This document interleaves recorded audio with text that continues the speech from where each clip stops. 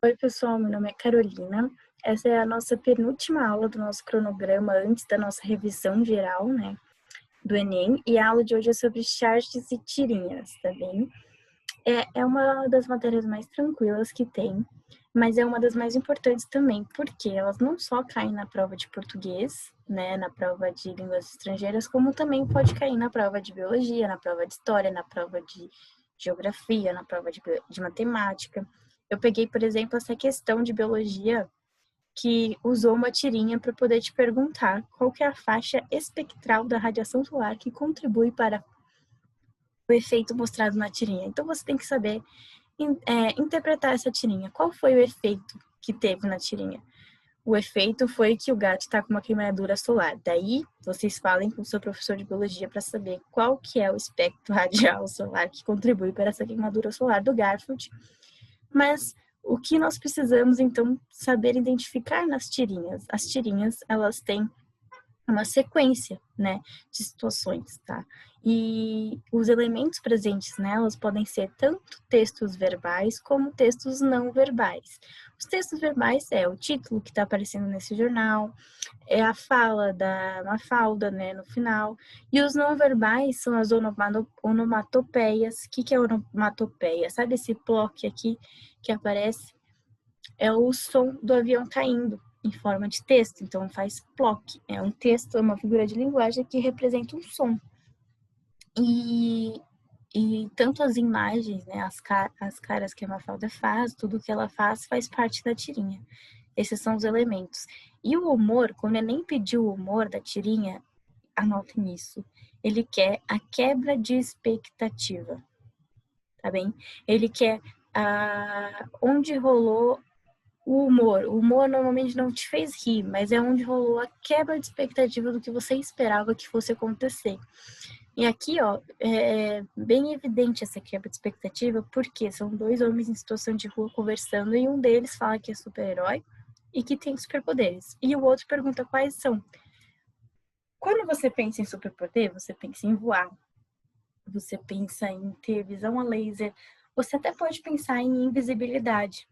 Só que essa invisibilidade que ele falou não é a invisibilidade de realmente sumir, tá? É a invisibilidade de não ser enxergado pelas pessoas à sua volta, tá bom? E tá aí o humor dessa tirinha, que brinca com o poder de invisibilidade, até com a situação de ser um superpoder, tá? Porque ser invisível numa cidade grande não necessariamente é um superpoder, porque não te traz vantagens, né? É mais um sintoma da cidade grande que não traz nenhuma vantagem para ninguém. A charge, apesar de eu ter trazido aquela tirinha com teor político, né, crítico, na verdade, a charge, ela tem um teor político muito mais importante do que as tirinhas. Por quê? Porque as charges, elas resumem uma situação atual. Normalmente faz referência a uma notícia, a um acontecimento da semana.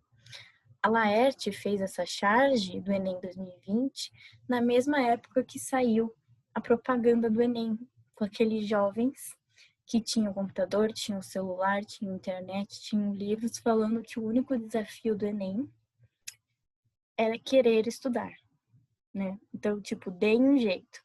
Sendo que tem uma grande parcela da população do Brasil que nem internet estável tem. Então, foi isso que a Laerte ilustrou na charge dela. Então, a charge, normalmente, elas ilustram uma situação política histórica, né, acontecendo no momento atual. E o humor da charge, tá? Quando o Enem pediu o humor da charge, você vai encontrar na ironia.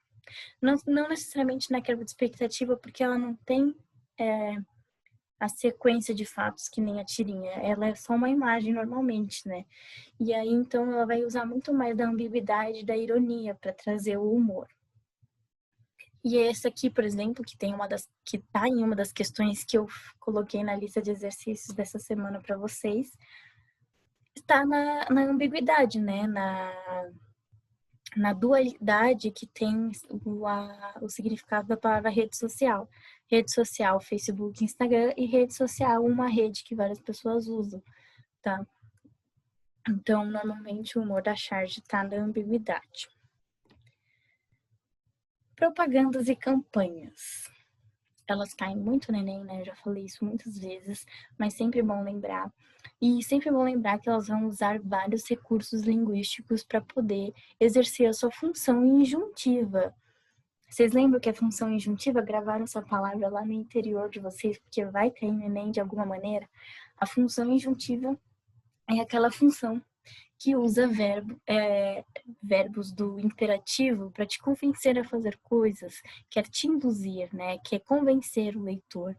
No caso das campanhas, quer conscientizar. No caso das publicidades, quer te induzir a comprar algo. E eles usam vários recursos linguísticos. Aqui, na campanha, né, da Lei Seca, provavelmente, ela é retirada lá de Tocantins, mas ele usa o T assim, porque sabe quando você quer pedir tempo numa brincadeira e você faz assim para pedir um tempo, ou tempo no futebol assim também. Então juntou o texto não verbal do homem fazendo assim com a palavra tempo. É tempo de não dirigir embriagado, tipo, dê um tempo na bebida, por exemplo. E aí, usando esses recursos linguísticos, aumenta a sua função injuntiva de conscientizar acerca desta campanha, desse problema social. E aí já a propaganda, né, a publicidade que da marca Bombril sobre o seu amaciante Monbiju, falando que o Monbiju deixa a sua roupa uma perfeita obra-prima. E aí ele brinca com a palavra obra-prima e se veste de Mona Lisa, que é uma obra-prima. Então ele junta, né, a expressão não literal de obra-prima, que é uma coisa magnífica, muito bonita e tal, com a Mona Lisa em si, que é uma obra-prima em si, né? É uma pintura. E aí tudo com a função de te fazer comprar. Os infográficos, o próprio nome diz, né? Info de informações, gráfico de gráficos, imagens, números, desenhos, esquemas.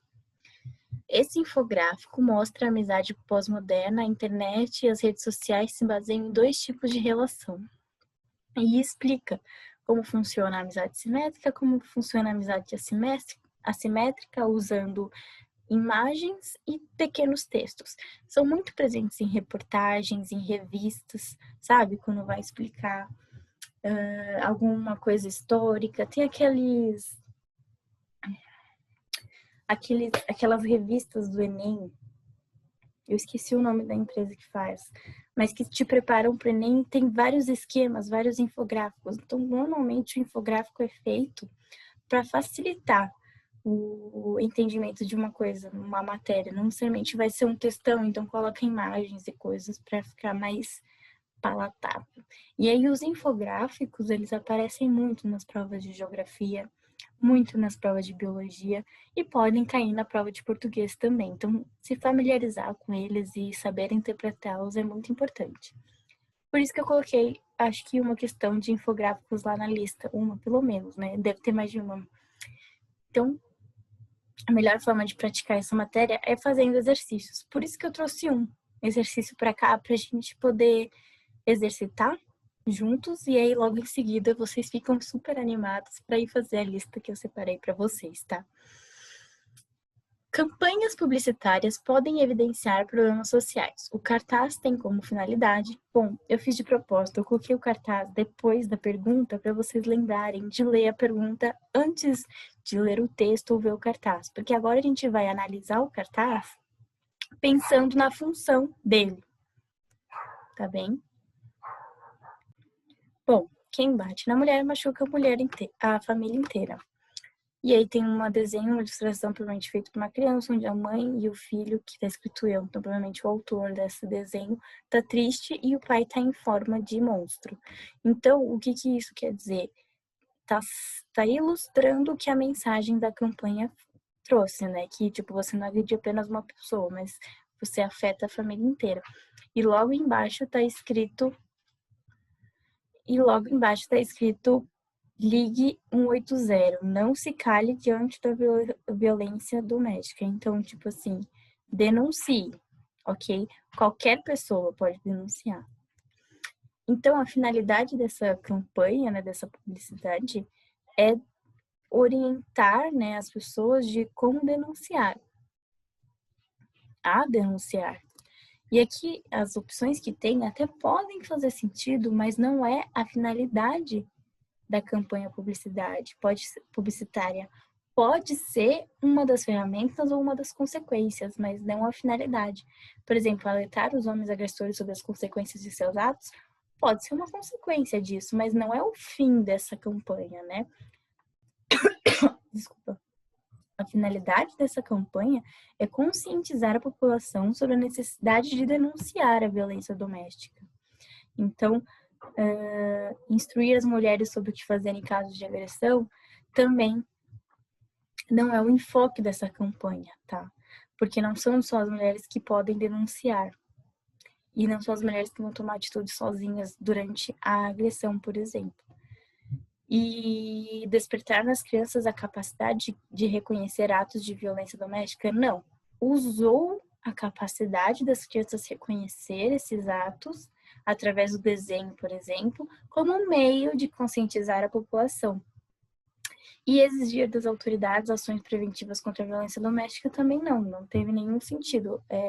A campanha foi totalmente voltada para as pessoas que podem denunciar para as autoridades, então está incentivando a denúncia.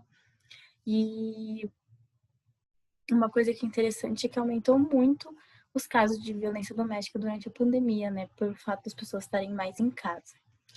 Isso pode cair na prova do Enem, tanto em questões de português e história, como também na redação. E vocês viram, resolvendo essa questão, que as alternativas às vezes podem parecer certas, mas não é o que o Enem pediu. Então a gente tem que estar muito atento. E para a gente estar atento nisso, a gente tem que resolver a lista de exercícios que está aqui no link da descrição do vídeo, ou lá no Google Classroom, também em forma de PDF, tá bom? Tem um resuminho também sobre tudo que eu falei aqui para vocês lerem e revisar qualquer coisa, não precisar ter que assistir tudo de novo, por exemplo. Também lá no Google Classroom. Qualquer coisa é só comentar aqui no vídeo, ou comentar no post do Google Classroom, ou me chamar no WhatsApp que eu tiro as dúvidas com vocês, tá bem? Uma ótima semana para todos e até o nosso próximo encontro.